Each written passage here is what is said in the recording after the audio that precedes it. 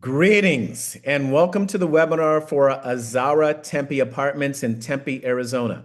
My name is Ray Hightower, and I'm so excited to tell you about this asset. This is a well-located asset, perhaps the best located asset of all of our Arizona assets because it's in the northern part of Tempe, Arizona. It's near Tempe Marketplace, Tempe Town Lake, and the Mill Avenue District. We have 56 units built in 1981. More important than any of that, we are partnered with some great operators in ASIM Capital. And in a few minutes, I'll introduce you to Hunter Thompson and Tyler Lyons. Now, let us dive right in.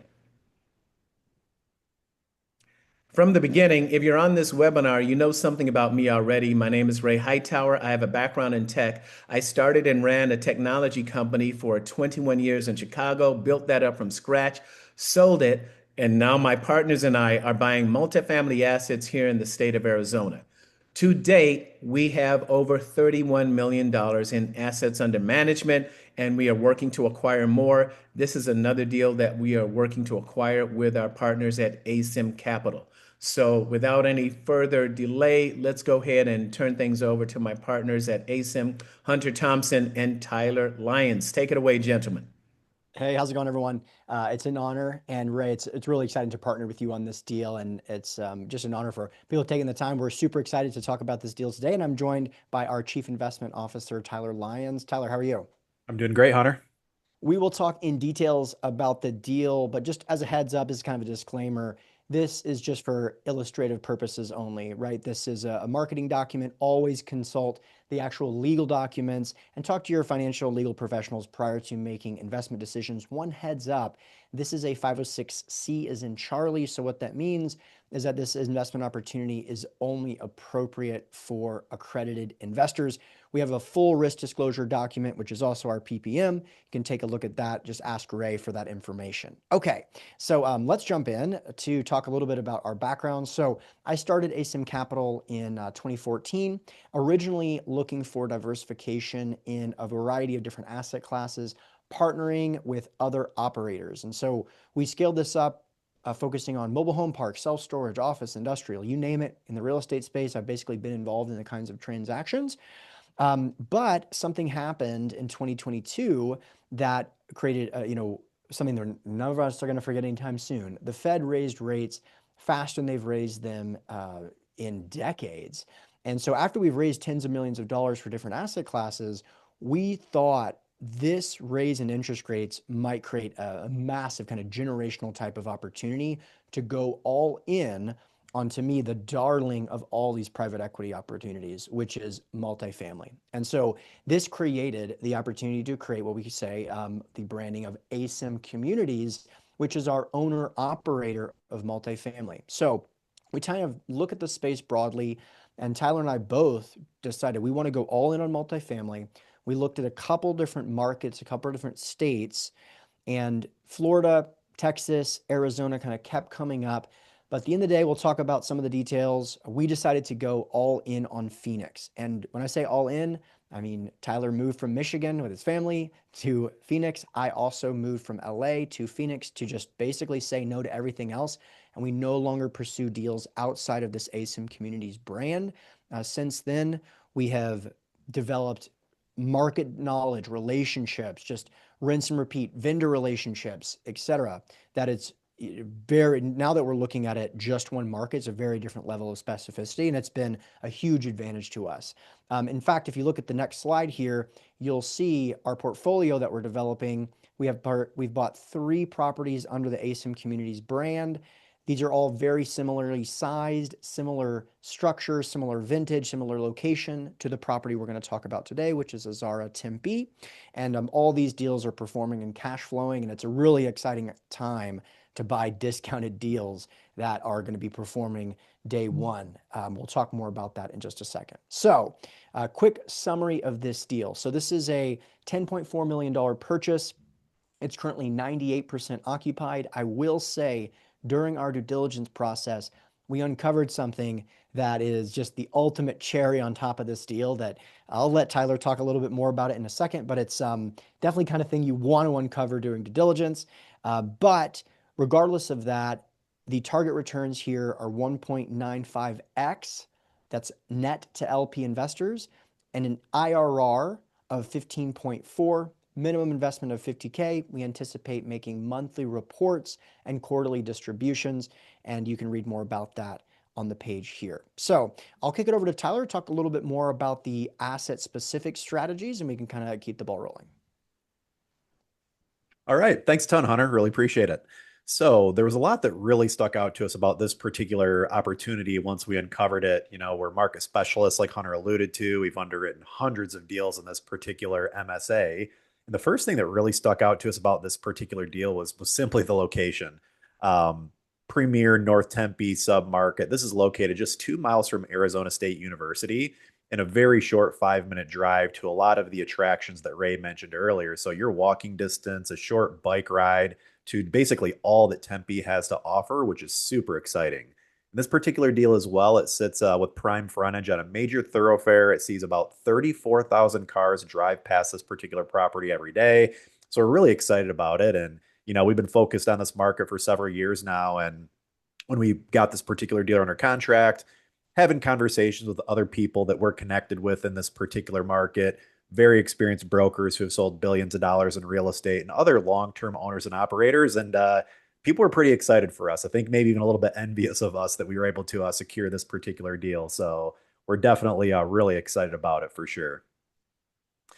And then the physical real estate is excellent as well. When you look at multifamily real estate, one thing that I think more senior and experienced investors look at is what's the unit sizes and what are the layout of those particular floor plans? Because if you have small units that just aren't that great, or if they have strange layouts, those are the type of things it doesn't matter how much CapEx dollars you have.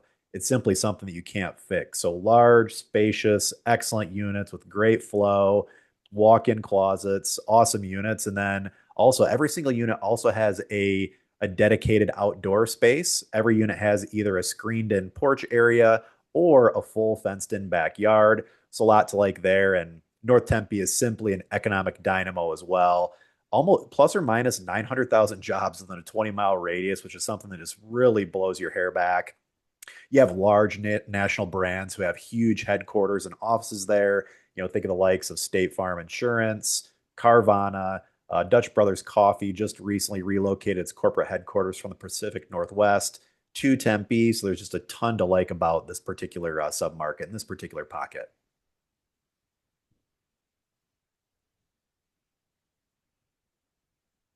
Hunter, you're on mute. Sorry about that. I'll talk just briefly about the sponsorship team. So I mentioned my background. I founded ASIM Capital 2014, raised around $100 million of equity. Again, that's not the assets under management. That's the equity we've used to invest in, hundreds of millions, billions of dollars in deals directly and indirectly. I've been featured in a lot of publications. I really focus on the capital raising strategy standpoint. I've also seen the inside of so many of these businesses, having worked with some of the best sponsors in the country in a variety of different asset classes.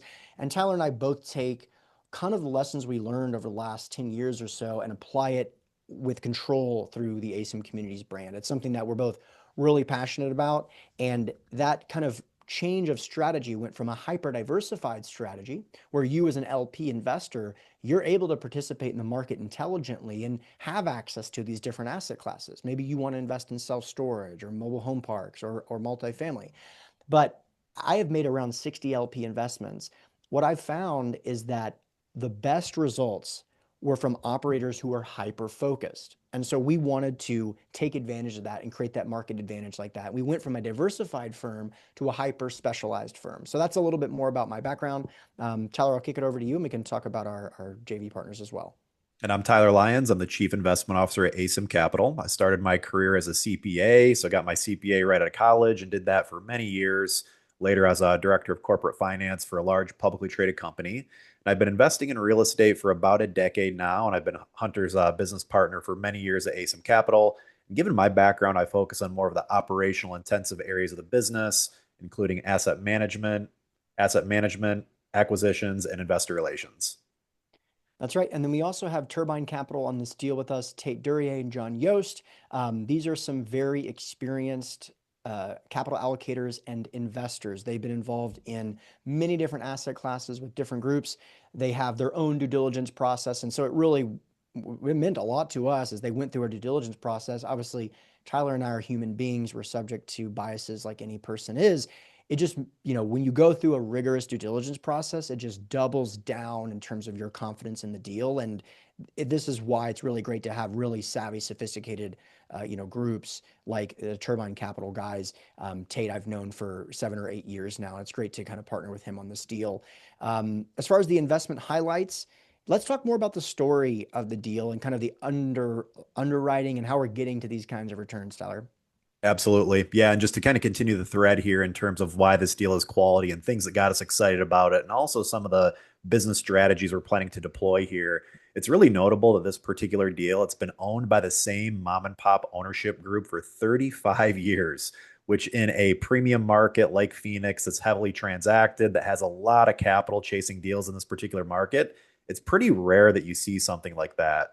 Typically most of the deals that come across my desk day in and day out are deals that have been traded by many different ownership groups over the course of the past decade or so. And every single ownership group that purchases it, they've got their own little value add strategy they're going to execute. Maybe they renovate 25% of the units. Maybe they add some sort of other income strategy. So a lot of these deals really feel kind of a bit used up. And this one really is a blank slate. Same mom and pop owner for 35 years. It's really a rare one from that standpoint. And then in terms of the operational improvements that we plan to execute at this particular property, first and foremost, from a marketing perspective, the subject property has pretty poor signage. Like I mentioned earlier, it sits right on a major thoroughfare, but when you drive past it, you can barely even tell there's an apartment building there because the signage is pretty poor. And then furthermore, I invite you to take a look at their website. It's Tamarack Apartments in Tempe, Arizona. The website looks like something that was created in 2007 by a very mom and pop sort of owner and operator. So not only the physical marketing can we improve, but also the digital presence with an updated website and with using better marketing channels as well. The current owner is using marketing channels that, in our experience in this market, just don't work all that well and tend to be a bit more of on the expensive side as well. So, and I should say that in spite of these kind of subpar things that are going on the marketing side, the property is still 98% occupied as of the date of this recording, which is really impressive. And I think really says a lot about the quality of the property, the resident appeal that it has, and the way that the units are currently priced. So I think that says a lot. You And know then what, Tyler, if I can say something, I love that you brought up the mom and pop aspect of this property. That is probably one of the biggest things that makes this attractive because whenever it's mom and pop, that screams opportunity for improvement. You have people, like you said, for 35 years had pride of ownership, but they didn't necessarily have vision. So their pride of ownership enabled them to take good care of the property, but maybe they weren't looking at things like how to take advantage of the frontage along McClintock that you just alluded to right there, or how to do things that will attract more residents, how to charge for things like Wi-Fi and that type of thing, or to do other things for other incomes. So I just, I love that you brought up the mom and pop aspect because that just screams opportunity. And I love that about this deal.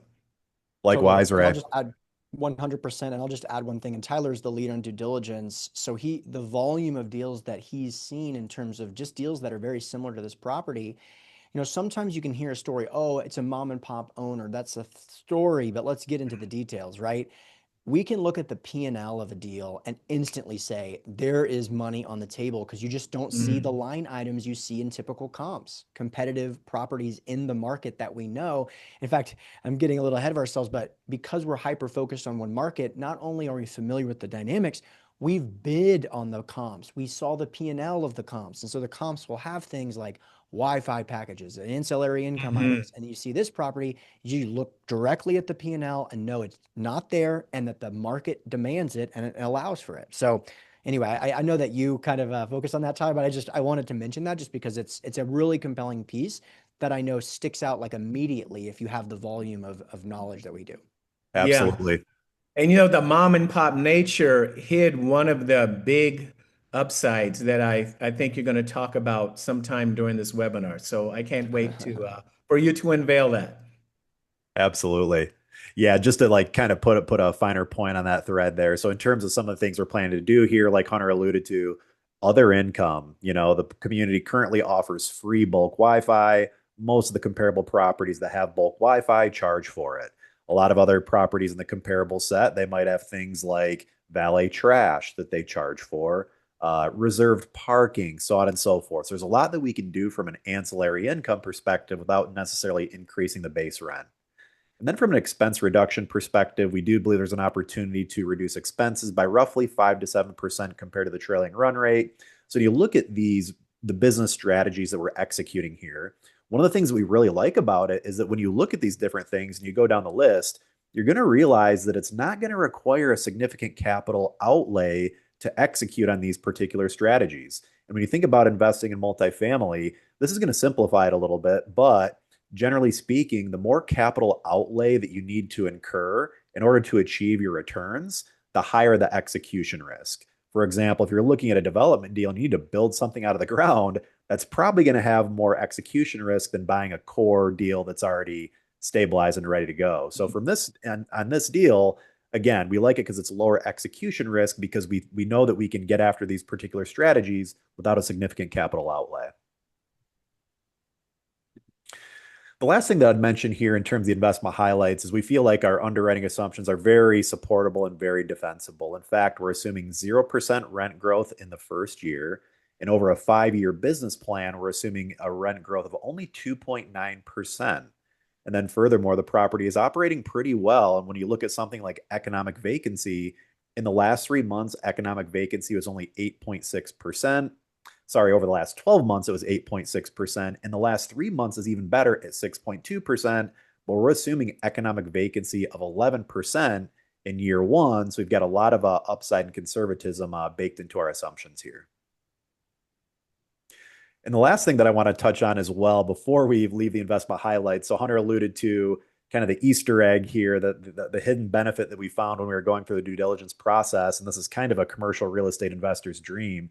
But in short, when I toured the property, when we were initially writing an offer, there was a door within the leasing office, and I wasn't really given a good explanation from the broker what that particular door was for. He kind of mentioned, well, it's a manager's unit. There's not really a whole lot to see there. It's kind of small and dumpy. Like, don't worry about it. Like, we can't get into that particular unit today. And lo and behold, when we got the deal under contract and we conducted inspections, we walked through almost every single unit personally on the property. I walked through probably 80 to 85% of the units. We were able to get into that door. And what did we find? We found a fully finished 2-bedroom, roughly 1,000 square foot unit that used to be a 3-bedroom unit. So in short, there's 56 units on the rent roll. When we did our inspections, we found that there's 57 units. Now, that additional unit is basically just a free fringe benefit for the community manager. He lives there for free. But our strategy is going to be to spend a few CapEx dollars to get some architectural drawings done and to go to the city of Tempe and to formally get a certificate of occupancy for that unit to formally put it on the rent roll. So we're basically buying a 56 unit. And we feel like we've got a very good line of sight to making this a 57 unit property. And I'll talk about it more on the next slide, but basically we've got the capital expenditures budgeted to make that happen. But in our underwriting, we don't assume any of the rental upside of getting that unit put on the rent roll. So if we're successful in doing this, which again, we feel like we've got a pretty good possibility of getting this done, that's really going to create a lot of nice upside for investors in this particular deal. Hey, Yeah, that's Tyler, one huge. thing. Oh, go ahead, Hunter, No, please. that's huge. I mean, it's unheard of. I mean, the reality is we are doing the benefit of kind of being conservative in the sense of we have money budgeted to actually bring this property into good standing with the city, but we're not giving the underwriting credit of any of that upside. So you're kind of getting the best of both worlds as an investor. We're being conservative around estimating that we will get it and have to go through the process of renovating it and talking with the city. But we're talking about $250,000 or so of value that's not even being attributed in terms of the sale on the back end, let alone all the rent that it could create along the way. And like Tyler said, it's probably one of the nicest, if not the nicest unit in the property. And so this is what happens when you have a mom and pop seller. They're maybe they were hesitant for some reason, but we get in there, we go, oh my gosh, certainly the broker didn't know about this because they'd have been telling that story all day long. So it's just one of those really compelling things. Great. Tyler, were you planning to discuss tax benefits? There's something I wanted to mention there, or are you planning to go into that?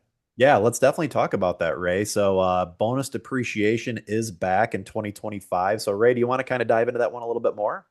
Yeah, what I will say is we have prepared two videos, one on bonus depreciation, one on cost segregation studies. The bonus depreciation video was done by a CPA that who we work with very closely. The cost seg video was done by an engineer, a cost seg engineer that we worked with on our most recent asset. And that is probably the best way to dig into those two topics. And if you have questions that go beyond those videos, I'll gladly introduce you to the people who produce those videos for us. So just want to make sure that we share that with you and you know that's available, that you investors know that information is available. And we certainly will be performing a cost segregation study to make sure that we can maximize as much of those losses as possible and really accelerate as much of that depreciation as we possibly can. So glad you brought that up, Ray. And then in terms of the capital expenditures program, this is our CapEx program. This property does show really good pride of ownership. It is mom and pop owned, but they did a good job of investing back into the deal, which is great because we don't have to spend a bunch of money just to take care of deferred maintenance. We can actually spend money on things that matter, like painting the property and really increasing the curb appeal. You can see down toward the bottom there's an item for common area renovations for $50,000. That's the budget that we have to basically get the certificate of occupancy for that bonus unit. And we feel like $50,000, given the unit is already completely finished, we feel like that's a very healthy and a very comfortable sort of budget for that. So overall, feeling pretty good about the construction budget that we have here.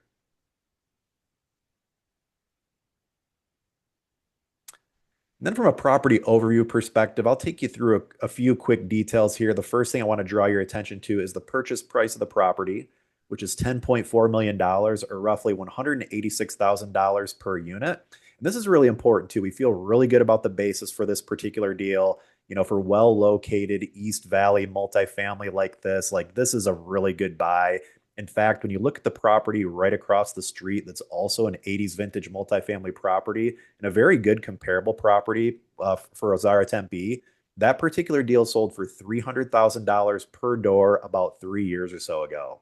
So we've secured this property for roughly a 38% discount compared to that property right across the street. We'll talk a bit more about market cycle and where we're at in that process later on, but overall, we feel really good about the basis for this particular buy. We like that this particular deal has individual HVAC units. Sometimes in older vintage properties, you see centralized boiler and chillers. That basically creates an entirely different risk profile for the multifamily investment. Individual HVACs here, which we really like. We love that it has pitched roofs as well. Here in the desert, there are a lot of flat roof properties, and those roofs wear out rather quickly. We've got pitched roofs here, which is great. And then also, even though it is a boutique community, it's got excellent amenities for being a boutique community, including a swimming pool, barbecue and picnic area, dog park, covered parking, and like we mentioned earlier, bulk Wi-Fi as well. The unit mix is terrific. It's mostly two-bedroom units with a very large floor plan. Even the one-bedroom units are large units at 650 square units. That's a good, healthy size for a one-bedroom unit. Every single unit has in-unit washers and dryers. Every unit has either a private screened-in patio as well as a fenced-in backyard. So there's a lot to like here in terms of the physical real estate, and we're really seeing that in the retention numbers as well, which is really important. We want to get good residents in the property and keep them there for a long time because the more you retain residents, it really helps your turnover costs and expense management. Okay, so I got to tell the Phoenix story. I know we've talked a little bit about Phoenix, but the reason I wanted to talk about this is that we were able to see so many different markets and uncover so much nuance of Florida versus Texas versus Arizona versus places like California, New York, et cetera. And I'm sure that a lot of you are familiar with all the reasons why some of these markets are great and some of these are not. But specific to Arizona, the thing that has caught so many multifamily investors off and has really put some challenges on the P&L is both insurance costs and property taxes, mostly in these Texas and Florida markets. And so one of the things that's interesting about Phoenix is that property taxes are limited to only increase 5% per year. So you get this really mitigated change in your expenses. and there's a ceiling to it. And also, there's no hurricanes in Phoenix. And so insurance costs are far more predictable. You hear stories in Florida where insurance went up 400% and property taxes went up 200%. And it really damages the P&L. With us, we looked at this at a holistic basis and said, look, perhaps it's priced in. Perhaps Phoenix is it's priced in because people know this data. But if we're just starting to build what Tyler and I want to build $1 billion portfolio, we might as well go all in on a market where those really important expenses are way more predictable. Because at the end of the day, you as an LP investor, predictability of outcome is just paramount to the risk profile of the deal. And if we're able to make those risks more predictable and also offer close to a 2x equity multiple over 5 years, that's what I'm going to do all day, every day. And without getting into too much detail, Phoenix has been booming. 200 people are moving here every single day. It is just absolutely insane. And the reason for that is jobs. And so, Ray, I know one of the things you're most excited about is the booming development, particularly chip manufacturing plants. There's multi-billion-dollar investments taking place here, but you wanted to talk about the big one, which is the Taiwan Semiconductor. What's your input on that one? My goodness, TSMC, they started off as a $12 billion development. Then they went to 20 billion, then 45, then 65. Most recently, they added another 100 billion to that. And that's 100 billion invested by TSMC, the company. So now it's a total of $165 billion that's invested in that facility. It's exciting to see it get built out. It's exciting to go there and see all the employees parked in the lot. And even more exciting to know that every phone that we have, if you are on this call and you have a phone or an iPad, you are using chips that have been fabricated by TSMC. Very likely out of that plant out of Phoenix because they're producing chips right now. Huge number of jobs, 5,000 jobs. And the suppliers to TSMC are also near this property. ASML is less than 20 minutes away. Intel is another chip maker that is about 20 or 25 minutes away. So it's right in the middle of all this activity, all this job activity. All right. So yeah, happy to dive into this, Hunter. So why Phoenix and why now? We'll talk a little bit about what we're seeing and where we're at in the market cycle. Hunter and I both obsess about this. Where are we at in the market cycle? What's the data that we should be looking at and considering right now? We believe that you can buy good multifamily deals in pretty much any point in the market cycle. But look, if you can buy deals when the market has adjusted and you get deals for cheaper, obviously you want to try to have that wind against your back if you can. So in terms of why Phoenix, why now? First of all, we have seen a lot of supply coming online in Phoenix the last several years here. If you do follow the market closely, it's not going to be a surprise to you. But we are seeing that supply really start to fall off a cliff here going forward the next few years. So when you look at how the supply has kind of built up the last few years, about 15,000 units delivered in 2022, growing all the way up to about 26,000 units delivered in 2024. But looking forward, and we've got good data on this too. Like that's the good thing about supply risk is it's easy to see the data. There's not going to be any surprise here in terms of what direction this is going. Interest rates have gone up really high. That's made it very difficult to develop new multifamily properties. So looking forward, we anticipate in 2025, we'll probably have about 15 to 20,000 units delivered, but that drops all the way down to 5,000 by 2028, which is significantly below the historical trend line. So what does that mean? That means basically that the construction boom has peaked.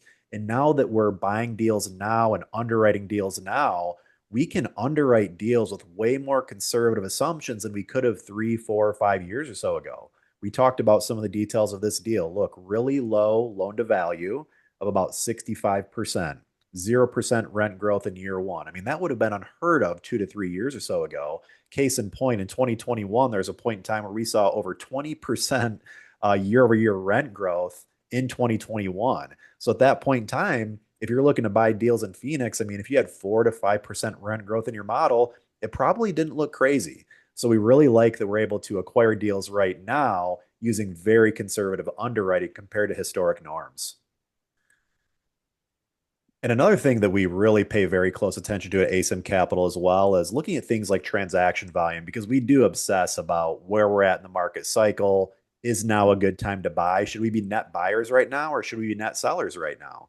So we do obsess about where we're at in the market cycle. We do think you can buy good multifamily assets in pretty much any point in the market cycle. But look, if you can buy multifamily when it's much cheaper and you're more at a cyclical low, obviously that's going to have a lot of wind at your back during the investment process. So, when you look at something like transaction volume, we've seen transaction volume really fall off a cliff in the Phoenix multifamily market, a roughly 76% decline from the market peak, actually. And when you look at things like transaction volume and you look at things that like debt lending in the multifamily space, banks aren't lending nearly as much, loan to values are much lower. It's harder to get debt financing for these deals. So when you look at things like that, these are things that typically point to you might be entering a cyclical low in terms of where the valuations are at. If you look at the table on the right, this is from CoStar, and you can see a nice little trough forming in terms of where we're at. The blue line being the Phoenix price per unit. That's kind of where we're at right now. You can see the big drop off from where we're at in the peak and then where CoStar is expecting for these valuations to go in the future. So we really like this particular point in time and where we're at in the market cycle. Another thing that's very pertinent right now is the gap between what it costs to actually own a starter home in the Phoenix market versus what it costs you to rent kind of your typical bread and butter 2-bedroom garden variety apartment rental unit. So right now it's roughly a $1,247 per month premium to buy that starter home compared to renting a 2-bedroom unit in the Phoenix MSA. So what we're seeing, that's just continuing to help with demand for rental housing in the Phoenix market. And until we start to see interest rates go down, we can anticipate that this is going to continue on. And the last slide here kind of brings it all together. If you're an accredited investor sitting here listening to this presentation, if you've made it this far, I think this is going to be super pertinent for you and definitely something you want to think about very, very carefully. If you're somebody who has a large stock portfolio, a lot of stocks in your brokerage account, maybe you've got a lot of equities in your 401k plan. If you just look at the simple data right now, if you look at where the S&P 500 is at right now, if you look at the Buffett indicator, a lot of these indicators that give you an understanding of where equities might be at right now, you can definitely see a story for it might make sense to potentially trade out of public equities and maybe reallocate some investment dollars into something that looks like it's clearly at a lower point in the market cycle, like Phoenix multifamily. Lower in the market cycle right now, a lot of tailwinds that we've discussed in a lot of detail here. So this isn't investment advice, but when you look at the data points there, I think it's very compelling and definitely something that's very, very important. I'll just add to this really quickly. Like Tyler said, we're not investment advisors. Anything when you talk about things happening in the future is uncertain. Just because the Buffett indicator says the market is significantly overvalued or the price per earnings is significantly overvalued doesn't mean it can't go higher. But it's just very difficult to make the case that we're at a cyclical low in the stock market. I mean, you can just look at the chart and see that. It's very easy to make the case that we're at a cyclical low in multifamily, particularly in Phoenix. One of the things we mentioned, the property next door sold at peak, 2022 pricing around $300,000 a door. And we're buying this property at around $186,000 a door. That's a 38% discount to peak pricing. That is historically significant. And so it doesn't mean that it can't go down. It doesn't mean the stock market can't go up. It's just a very compelling trade. One that doesn't come around that often because usually these markets are linked because of the unique risk, though, the challenge that interest rates rising so fast presented. These markets for the first time in a long time are decoupled, allowing for you to make such a trade. So, like I said, talk to your financial advisor about it, talk to your CPA, et cetera. But to us, this is really compelling as an LP investor. And we'll keep moving here. I'll keep this kind of quick on the market overview section. We've talked quite a bit about Tempe and why this is such an exciting market. But what I do want to talk about is the simple proximity of Azara Tempe to all these awesome things that we talked about earlier. Arizona State University, Mill Avenue, Tempe Town Lake, Tempe Marketplace. Typically, when you look at investor slide decks like this, you might see, okay, the subject property might be 20 minutes, 25, 30 minutes away from these cool things and places where people actually want to hang out. When you look at just the sheer proximity of Azara Tempe to these other places, 1.3 miles from Arizona State University, 1.5 miles to the Tempe Marketplace, 2 miles to Tempe Town Lake. Like you kind of get the picture here. that this is just simply a very well located asset. And it's something that you just can't put more renovation dollars toward to make it a better location. It's really special from that standpoint. And from a rent comp perspective, we know these rent comps very well. We own a deal. It's about 2 miles away from Azara Tempe, just a little bit further down McClintock. And we were also a finalist of the sale for La Paloma. We were in a best and final for that one very recently. So we looked at the rent roll and the operating statements and really studied all of these rent comps in this particular area. And we feel like our rents are a little bit below market. Like we do think there's some uplift there. Not massive. I think more of the opportunity is going to be an ancillary income, like we discussed earlier, but we do feel really good about the pricing, especially when you think about the property being 98% occupied in a market that right now is overall about 90% occupied. From a sales comparables perspective, you can see here we've got many of the recent trades that have happened in the submarket very recently. And we feel really good about our overall base. As you can see here, it's about $191,000 per unit on average. We're under contract for about $186,000 per unit. So again, just feel really good about the overall purchase price. I'll talk quickly about financial analysis. I mean, one thing I'll just mention here is obviously this is the net LP target returns, limited partner returns, AAR, which is short for average annual return. We target that at 19% annualized, IRR of 15.4, equity multiple of 1.95. So we're targeting whatever you invest to then multiply that number by 1.95 over the 5-year period. If you go to the next slide, I'm only going to talk briefly about this, which is the capital structure. You can just look at this deal and see that there's quite a bit of equity in the total capital stack. Only 59% debt, 41% equity. That's the total capital structure. And then if you look on the right, the cap rate, you see the T12 of 5.91. We have intimate knowledge of this market. You know, looking at a property in this kind of area, we're seeing trades in that 5 point, even 5.4, but let's say 5.5, 5.75 would be standard. We've seen some significantly lower than that, but it's a good tie-in to the following slide, which I'll talk about in a second. We can kind of scroll through here. If you're looking at detailed LP level returns in terms of cash flow, make sure to just reach out to Ray directly. Also take a look at the sensitivity analysis, which shows you what the returns may be if these two metrics change in terms of rent growth and exit cap. But the thing I wanted to show you is a slide below this. If you take a look at this slide, you kind of see why we're so excited about what's been happening since we put the property under contract. The cap rate, the very bottom line, 5.9, that's looking at the trailing 12 financials, which is allowing us to get positive leverage because we're borrowing money at something close to 5.5. But then the trailing 3 financials suggest our cap rate is actually 6.2%. That's because the property is doing better and has been doing better as we've actually had the property more recently and also under contract and in escrow. Now, the one thing I want to add, though, is I don't want to go too detailed here, but if you look in year 1, that cap rate number goes from 6.2 down to 6.0. So why is that? Well, we're actually saying we're going to do worse immediately upon buying the deal. Now, that's not what investors like to hear.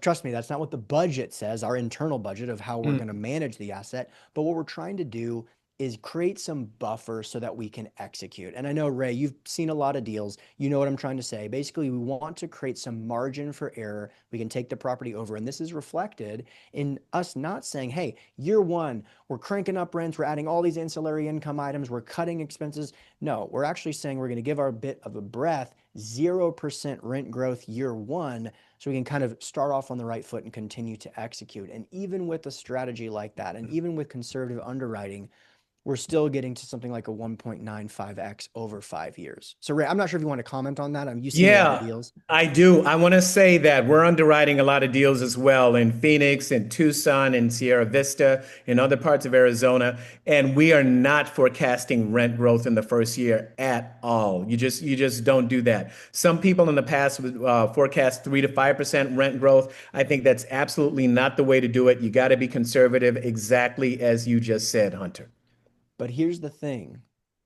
In the past, you had to be more aggressive if you were going to put these deals under contract because it's a very competitive market. And so now this whole presentation has been about a lot of different things. But one of the main things we want to communicate is that this is an excellent time to go all in on multifamily because all of the metrics you would use to determine how risky a deal is cranked dramatically in favor of it being more conservative, aka Mm, going from $300,000 per door to $186,000 per door, going from market LTVs of 80% to now 66%, which is what we're planning on using, going from floating rate debt and short-term debt to 5-year fixed rate agency financing, going from 4 caps to 6 caps. I mean, this is the kind of thing that will not last, and we want to just mm, gobble up a couple of these deals when the market allows us to do it. And then, of course, with the story and the job growth and the population growth and the demand increasing and supply falling off, especially new supply, we just think mhm. it's going to be something we're really proud of in 5 years. So, if you're interested in investing, we'd be very much honored by the responsibility. If you want to take a look at the timeline here, we anticipate closing funding deadline in September 22nd and then closing in September or early October. Ray, you want to talk about next steps if investors are interested in learning more? Absolutely. If we go, that's exactly the slide we want to have. If you go to ROIClear.com, click that orange button, the investor portal, set up your account, and you'll have access to all of this information. You'll have access to the slide deck. You'll have access to this webinar, all of the legal forms, everything will be there, everything that you need to do your due diligence. And if there are any questions that you find are not answered there, feel free to reach out to me and we'll get you those answers. But yeah, you want to go to ROIClear.com, click that orange button, sign in, and all the information will be there for you. Yep. As a heads up, if you did make it through this whole webinar and you're interested, that would be the first thing I would do at this point. It's a relatively small capital raise for us. I don't like when people go through hours and hours of diligence to find out the deal is fully subscribed weeks ago. So Mm, reach out to Ray immediately. We'd like to see you on the inside of this one and hopefully many more. absolutely.